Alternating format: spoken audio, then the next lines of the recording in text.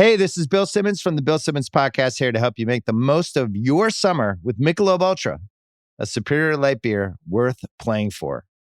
Play for it with the guys when you're competing to see who can sink more birdies on the golf course, because winning tastes even better with Ultra on the line. Play for Ultra. Fill your fridge with Michelob Ultra this summer. Enjoy responsibly. Copyright 2025 Anheuser-Busch Michelob Ultra Light Beer, St. Louis, Missouri.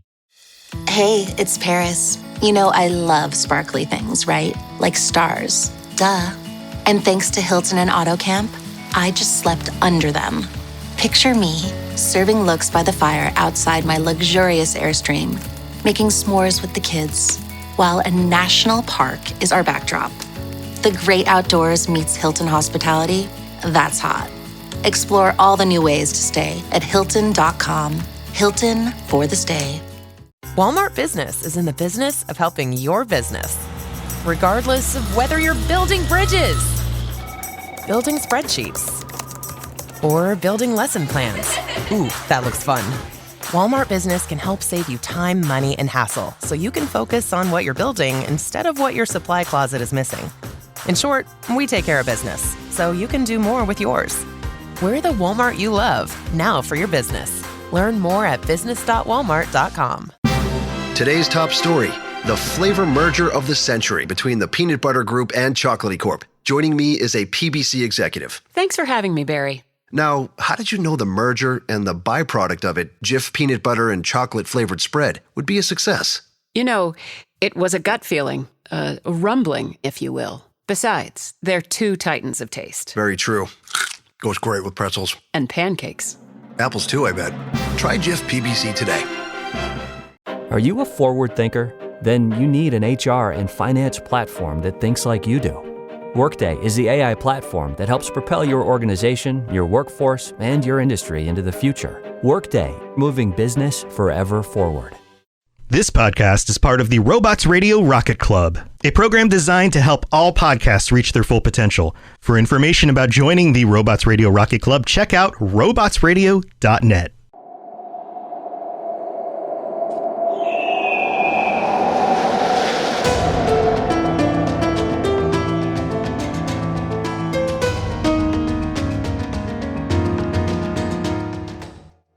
Hello, and welcome to the Assassin's Creed Lorecast. We are so excited to bring you this show.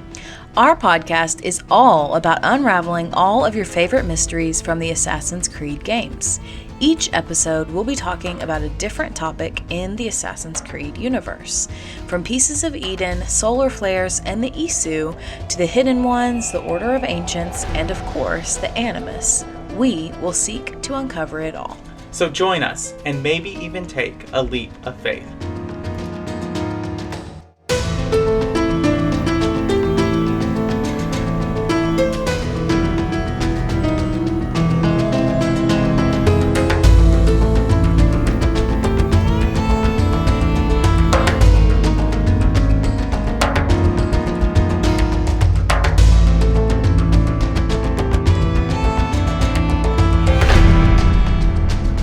Hello and welcome to the Assassin's Creed Lorecast. My name is Shelby. You might also know me as She-Cup, and I am here with our other host. And I am Austin, also known as Teacup. Excited to be here for this episode of the Assassin's Creed Lorecast. Me too, and I am really excited. We're not starting a new season, but we are starting a new series. So we're still in season 3, but we are officially done with Pieces of Eden.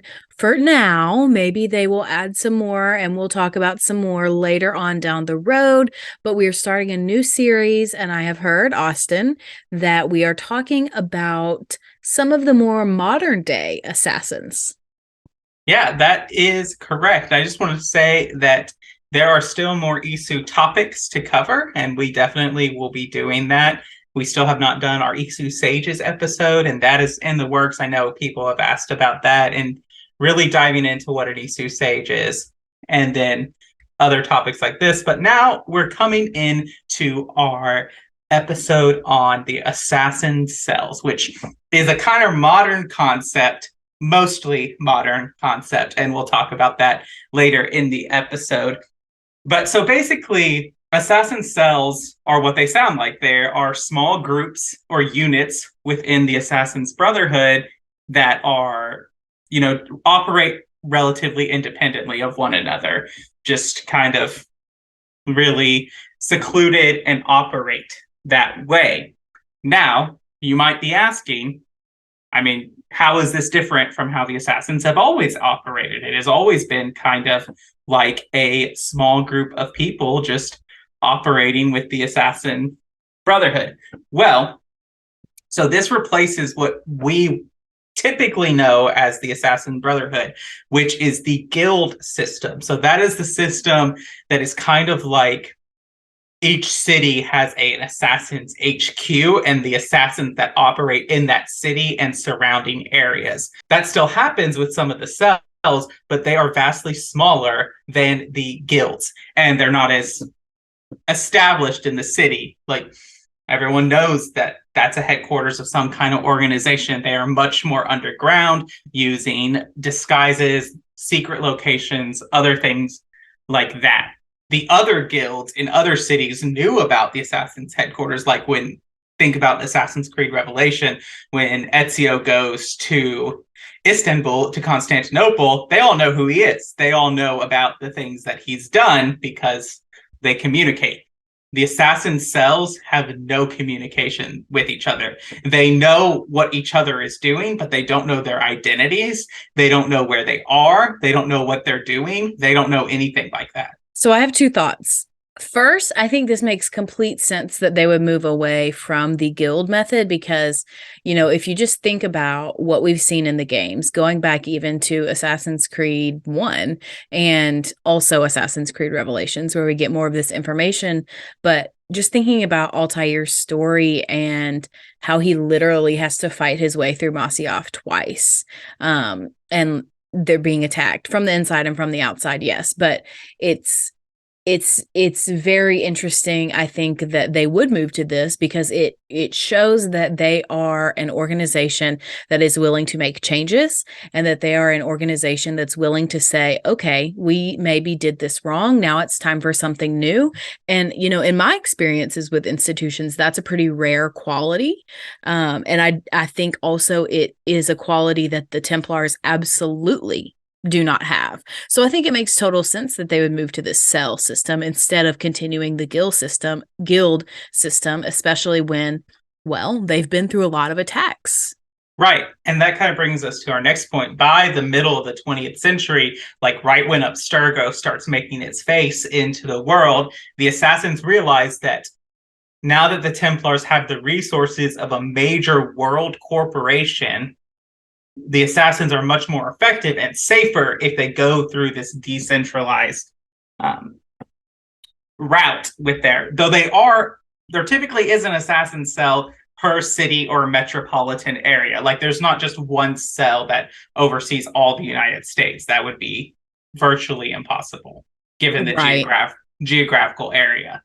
So here's a quick question. Like, I know I'm going to bring this man up, but for example, William Miles is the leader of a cell, right? Yes and no, but we'll get to that. Go ahead and ask your question. It's just an example question. Like, do the leaders of other cells know who some of the other leaders are? Because it just seems a little infeasible to me for no one to know who anyone else is. Right.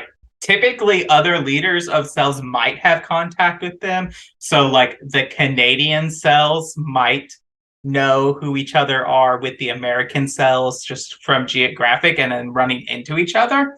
But there is only one person under this system that knows all the cells.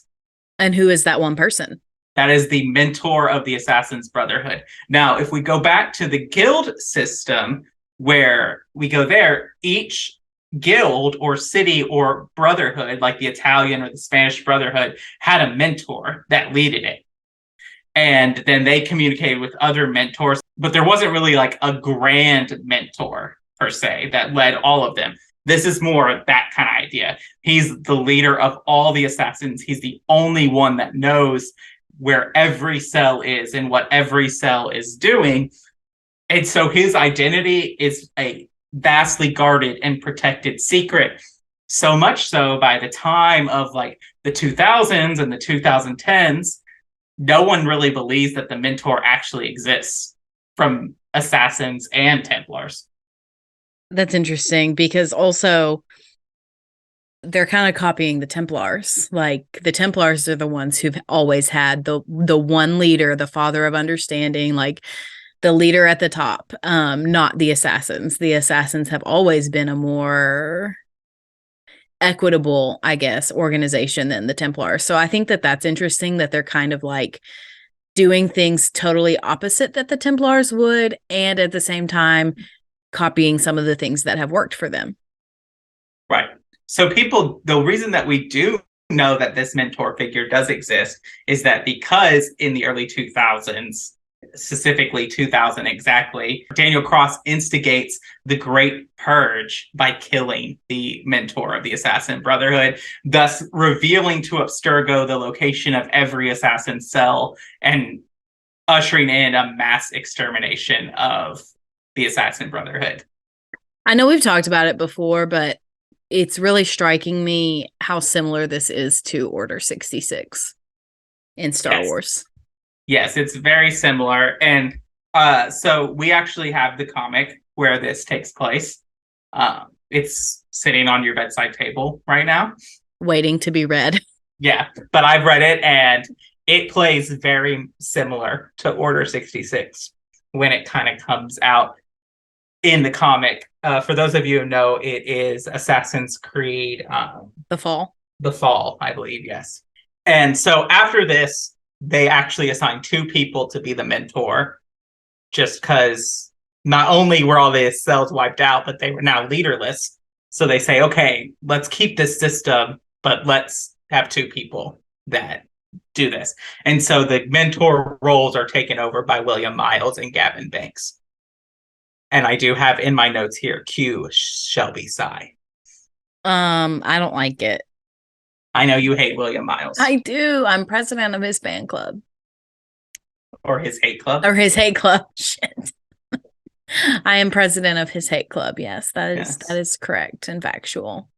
Right. So I have a kind of discussion question before we get into our cell today, which is, do we think this is the most effective use of the Assassin Brotherhood?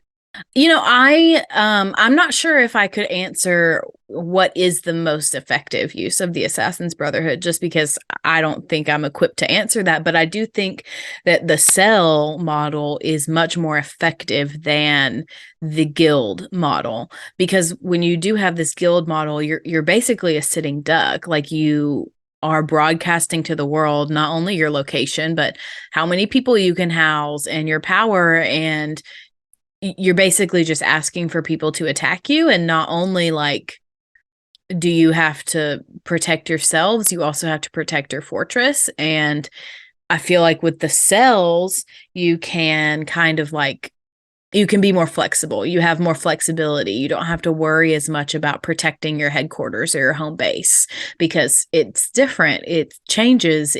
Nobody knows what it is. So I think that allows them to be more flexible, which tends to make more effective people. Right. I mean, I definitely agree with that. And I tend to agree, or I tend to like side with you on that of like, yes, this is the more effective use of the Assassin Brotherhood because they're much harder to pin down. On the one hand, though, the benefit of the guild system is that they were much more defendable. So the assassin cells are like 4 or 5 people max. And so when Templar sends a strike team of 12 people to take them down, they don't really stand much of a chance, no matter how, successful they are. It's kind of the age-old debate between like, would you rather be able to take any hit or dodge any hit? But if one hits, like, take any hit, but it's easy to hit you, or dodge any hit, but if you get hit, you're down for the count. Right. Right. And I think that the change in a modern society makes complete sense, because there are so many more ways that the Templars can get at the assassins in modern times than in any of the historical stories we've seen so far. there's also just the fact of like you need a more secretive kind of approach in our modern world, not because I think the age-old thing of like everyone was in medieval times was walking around, you know, with a sword and bow on them all the time, because that's just not reality. But people carrying weapons in public was not as strange as it would be, you know, if we walked down the street and saw someone armed to the teeth. I know we live in the South, but even then, like, it's gonna bat some eyes. So yeah, so you ready to talk about an individual cell?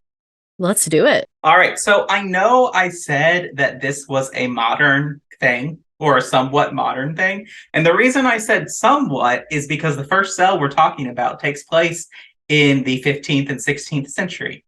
So I was anticipating we were going to be in the 90s, like maybe the 70s. So this is a big jump.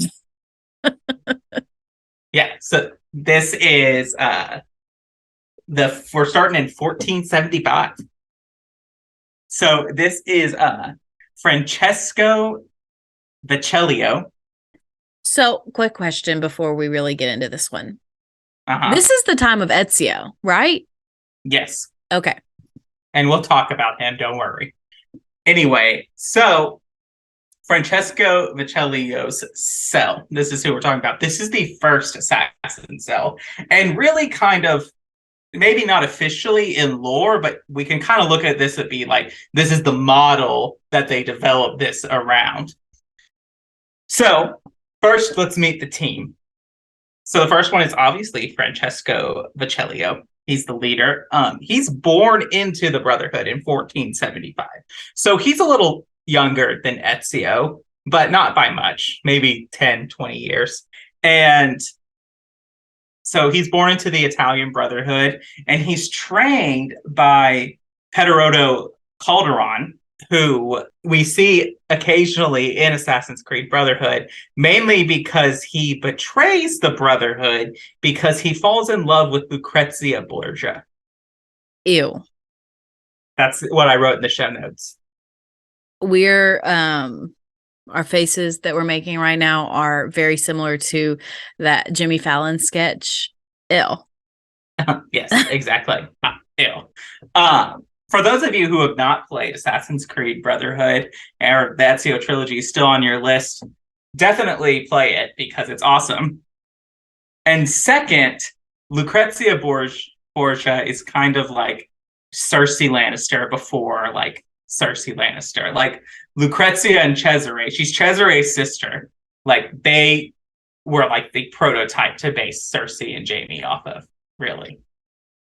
Absolutely agree. Also, I just have to call it out. Here's your regular Game of Thrones reference. You know, I actually don't know because, you know, the Game of Thrones book could have come out before Brotherhood. But Lucrezia Borgia was a real person, so I still have the jump on Game of Thrones. Yeah, I think Game of Thrones did come out first. Yeah, because the first one, A Song of Ice and Fire, came out in 1996, and then, you know, Brotherhood didn't come out till 2010, so. Right. But, you know, it was a while before I feel like Jaime and Cersei Lannister, like, came into the modern, like, pop culture, things we talk about, things people know about. Right. But Cesare and Lucrezia's relationship is a rumor in history. Like, it's not really confirmed. So he falls in love with Lucrezia Borgia, which is like, why you would ever think she would love you is you have no standing compared to anyone. She's the daughter of the Pope. Come on. So the Assassin's Brotherhood is obviously like, what the hell, bro? What are you doing? What's happening to you? And they basically order his death, even though Francesco tries to talk them out of it. But they basically say, we'll grant him a mercy and let you be the one to kill him. Yikes. And so he hunts him down and does end up executing him. And then after his death, he comes and he apprentices to Ezio in Rome. And after his training with Ezio and a visit to Leonardo da Vinci, where he gets developed what's called the hidden bolt, which is kind of like a hidden crossbow instead of the hidden gun. Because Ezio was like, you can't have the hidden gun. That's mine. But you can do whatever you want. Which seems kind of dumb because I'm pretty sure that you can equip your recruited assassins in Brotherhood with the hidden gun. Yeah, well, it makes sense. Let's just say that it makes sense and move on. Even though it doesn't. So after he's done with his training, he gets put in charge of this team of assassins whose basic sole purpose is to disrupt the Borgia influence in all of Italy. They focus mainly in Rome and areas around Rome, but they go all over, and we'll talk about that when we get to their achievements. His other notable achievement outside of the cell is that he does hunt down Giovanni Borgia, who is Lucrezia's child with his former mentor. So he hunts down Giovanni Borgia and basically convinces him to join the assassins and recruits him into the assassins, though he doesn't join Francesco's team. Impressive resume. Yeah, for sure. So our next person, which I think is going to be your favorite, Shelby, is Cipriano Enu. So he is born in the continent of Africa and before he moved to Rome. Now, they say they don't know his country of origin, but Ubisoft, we need to be a little better.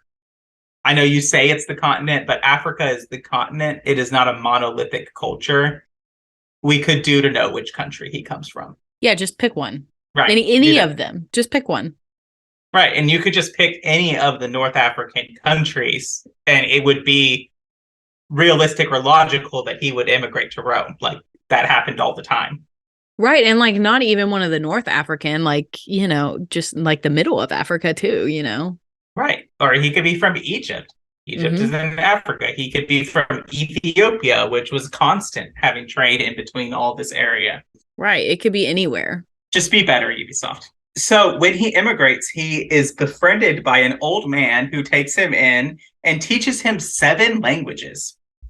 And Enu was able to speak and converse in all 7 languages without an accent. I can't even do that in English, my native language. I know, right? Right. And then he was also a very skilled archer in his training, able to hit free running assassins during training. And so that's pretty impressive because they're moving pretty fast to be able to peg them down. And he's able to do that not when he's competent and like learned as an assassin, but when he is in his training. Correct. So I disagree with your assessment that Enu is going to be my favorite. My favorite is the old man who taught him all the languages. Oh, of course. Our last one is Tessa Varzi, who we don't know a lot about. She has a very unknown past prior to her coming to Rome and to do her apprenticeship with Ezio. She is an expert thief and pickpocket, and she also excelled at the use of poisons, creating poisons that did things from paralyzing all the way to just killing you, putting you to sleep, all kinds of things. So I feel like this one, Tessa, is going to be or would be someone who would be friends with Rosa from Assassin's Creed 2. That's the sister in the Thieves Guild, right? In Venice? Mm-hmm. Okay. All right. Well, that's all I have.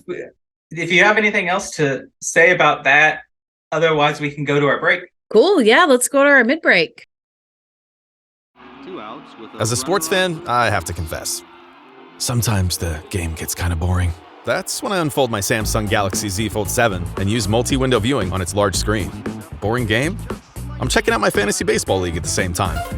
Score still 1-0? I'm replying to emails in the other window, scoring points with the boss. Semifinals finally getting exciting? I'm buying tickets to the finals and booking my flights. Can your phone do that? The new Galaxy Z Fold 7. Get yours at Samsung.com. Gatorade is the #1 proven electrolyte blend designed to hydrate better than water. So you can lose more sweat and raise your game. Gatorade, is it in you? My cat Freddie loves to be brushed and cuddled. But stirring up his cat allergens meant sneezing and itchy eyes. Then I found Purina One Live Clear, It's cat food that reduced the major allergen and my suffering in as little as 21 days. Now, we feel closer than ever. If you have issues with cat allergens, you really need to try Purina One Live Clear. Try new Purina One Live Clear today. Purina One, a difference from day one. Ma cos'è? Shoot! Shoot the flying demon! Malaka! Malaka! Malaka! I get the sense you two are ill fit for whatever it is you're plotting. This one takes us for a fool, brother. We sons of Ragnar have this well under control. No, we do not. Sons of Ragnar. I know of many, but never have I heard of dull and duller.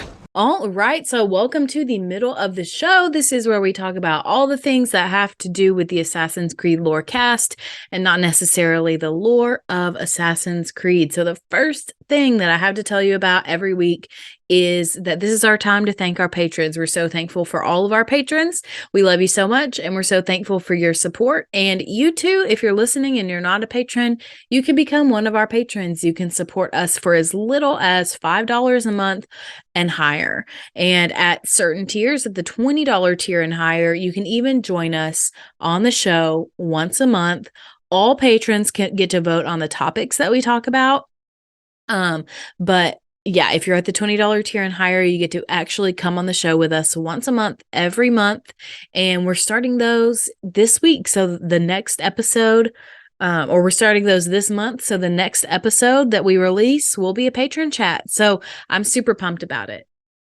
And then if you can't necessarily support us financially, we totally understand that. But the next best way to support us is to leave us good ratings and reviews. If you do leave us a review with 5 stars and some nice things to say, we will read it out on the show. So I do have one to read today. And this one is from Trash Client. And they said, more games cast? 5 stars. I just started listening to your podcast and I'm still getting caught up, but I love it.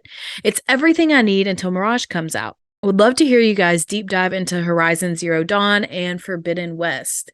Thank you so much for this awesome review, Trash Client. I'm super thankful that you took the time out to review us. But if you do want more games cast, we don't have a lorecast on the Horizon games, but we do have another lorecast on the Dragon Age games. And Austin does another podcast with another host, not me. And that one's about Star Wars and comparing the canon versus the Legends material. And then we have another podcast. This is the last one that we have together. And it is a read through of the Aragon books. And that one's called the Inheritance Cycle Page by Page podcast. So we do have several podcasts. Unfortunately, we're probably not going to start a Horizon podcast because it's a PlayStation exclusive and we don't have a PlayStation. We have an Xbox. So thanks for your support. We really appreciate it. The next thing I have to tell you about is our Discord server. We have a really awesome server. It's called the Cups Podcasting and More server. It's the best place on the internet. It's my favorite social media. There's all kinds of fun people in there, and we just have a great time talking about all of our favorite games, memes, pet pictures, all kinds of stuff. So definitely join us if you have Discord. And then the last thing that I want to talk about is my playthrough. So I am well into Assassin's Creed Black Flag. I am officially out of the introduction. I have gotten my boat. I've been to a few different main missions, met some Templars, done several things. So I am really enjoying it so far. Do you have thoughts on my playthrough, Austin? Yeah, you're doing good. Am I really doing good, or are you just saying that? Yeah, you are much better at the ship in this game than you were in Assassin's Creed 3. Well, there wasn't much ship combat in that, but it is still hard for me. I don't know if I'm going to master it, but I'm trying. I really, honestly, like, there has not been a ship battle that I have been able to do on the first try, which, like, no shame, whatever. But that's just where the cookie crumbles, I guess. Yeah, you'll get the hang of it. And the good news is you don't have to be a master at it to beat the game. You just probably won't be able to do the legendary battles. What's the legendary battle? They're special battles that give you a bunch of money. Oh. Okay, that's fine. I don't really need that. It's not story I'm going to be missing out on. No. Yeah, then I'm good. Well, that's about it with my playthrough. Is there anything else you need to talk about in the middle of the show? I don't think so. All right, well, let's get back into it. Make your next move with American Express Business Platinum. Enjoy complimentary access to the American Express Global Lounge Collection. And with a welcome offer of 150,000 points after you spend $20,000 on purchases on the card within your first 3 months of membership, your business can soar to new heights. Terms apply. Learn more at americanexpress.com/business-platinum. Amex Business Platinum. Built for business by American Express. This episode is brought to you by LinkedIn. Healthcare professionals can lead their careers with LinkedIn. Discover jobs by specialty, preferred shifts, and even desired salary. From mental health therapists to radiology technicians, it's now faster and easier for healthcare professionals to find the right fit. Learn more at linkedin.com/healthcare. Side effects may include faster job placement, improved work-life balance, and increased career satisfaction. It's summer. Time to enjoy long days, lazy nights, and zero cooking. Because Uber Eats has deals all summer long. So, when hunger strikes, don't sweat it. Delicious deals are just a tap away on Uber Eats. Enjoy all your favorite food delivered straight to you. Get Burger King, Subway, Popeyes, and hundreds more local favorites and savor every last bite. Now that sounds like a good summer. Order now on Uber Eats. Terms apply. Product availability varies by region. See app for details. Me, Haytham. I come in peace. Why are you speaking so slow? Sorry. What? I was told you could train me. No.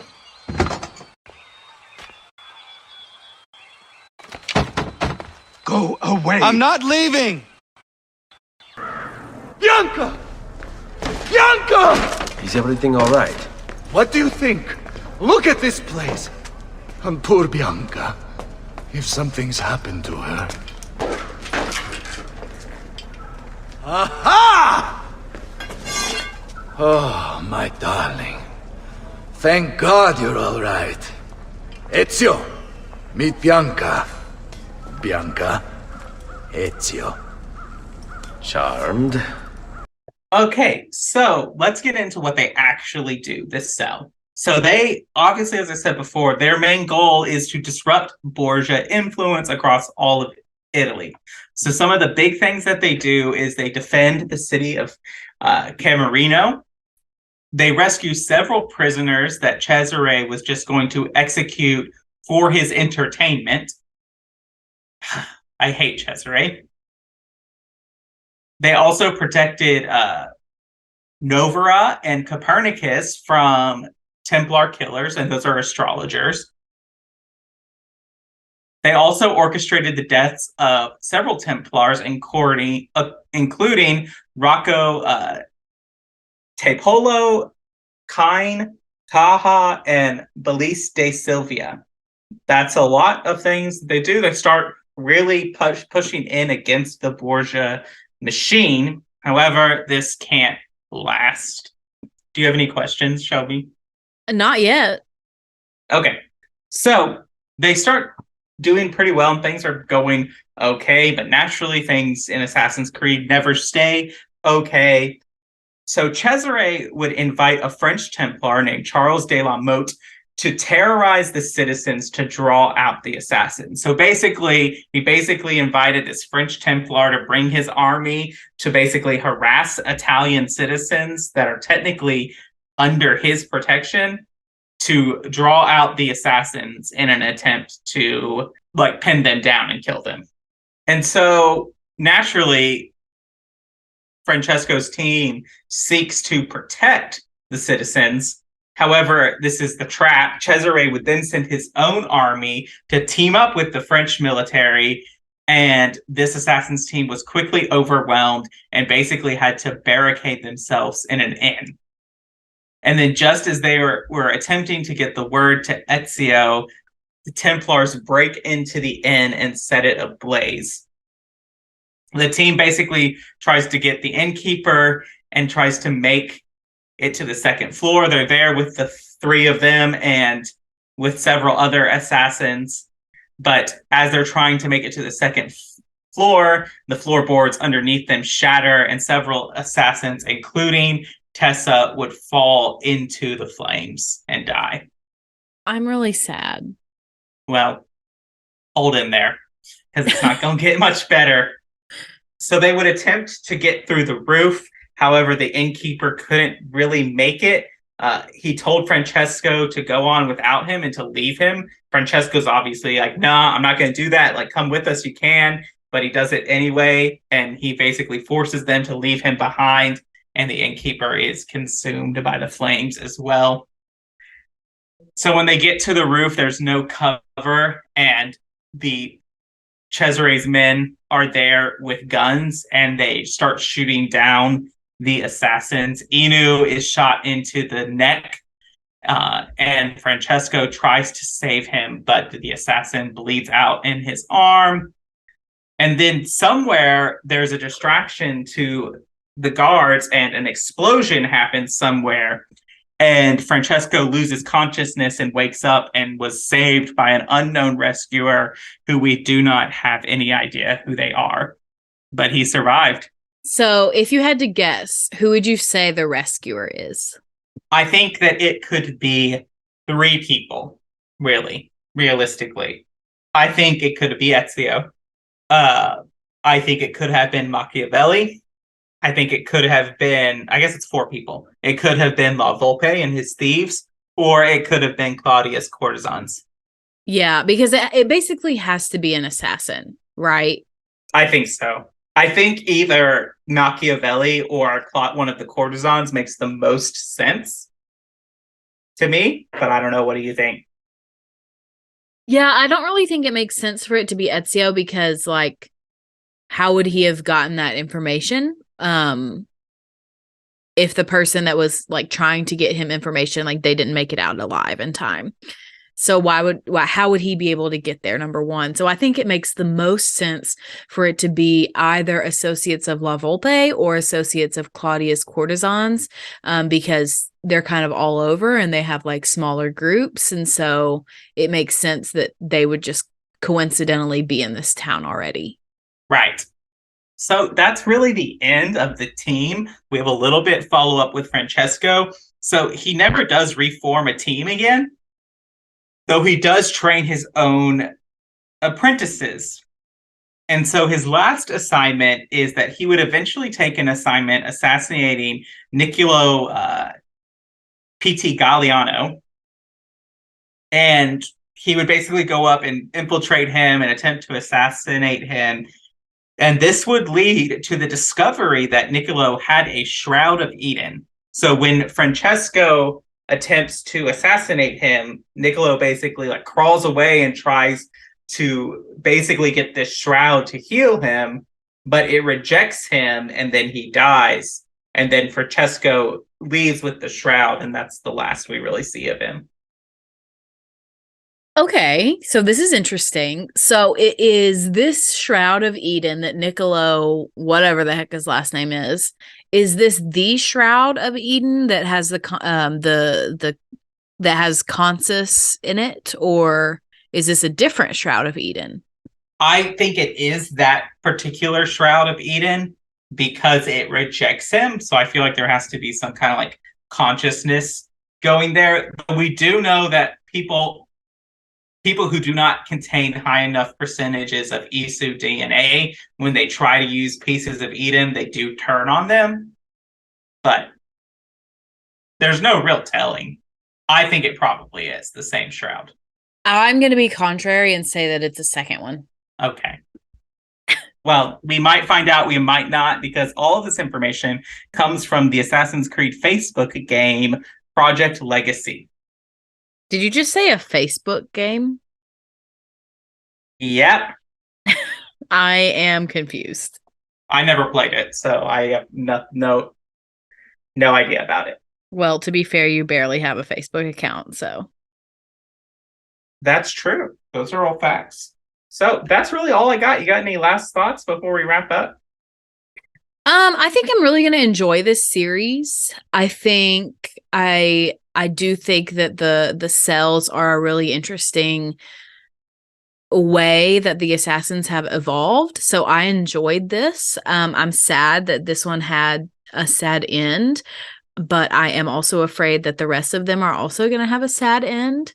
So yeah, those are my thoughts. Happy endings aren't really the assassin way, so yeah. Like, I'm pretty sure that Ezio's the only one that gets one. Eivor. Cassandra can't have one. Well, now I'm nervous. All right. Well, we'll be back again next week, but next week will be our patron chat. So we'll be back in 2 weeks with our Assassin Cell series. Awesome. So exciting. You got anything else? No, I don't think so. All right. Well, thank you so much for listening to the Assassin's Creed Lorecast. We'll see you next week.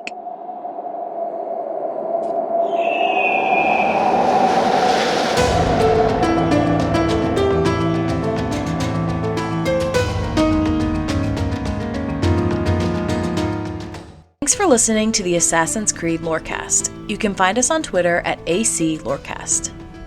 If you have any lore questions or topics to unpack, join our Cups Podcasting and More Discord server. It's the best place on the internet. You can also support us financially through our Patreon. Find us on patreon.com/Assassin's Creed Lorecast. The Assassin's Creed Lorecast is part of the Robots Radio Network. For more information about the Robots Radio Network, join the Discord server via the link in our episode's description. If you enjoyed the show or learned something new today, please subscribe, leave us a review, and join the Patreon. And if you enjoyed our intro and outro music, make sure you give a big thank you to Pipeman Studios. Thank you, Pipeman. Thanks again for listening to the Assassin's Creed Lorecast. And always remember, Assassins, stay in the shadows to serve the light.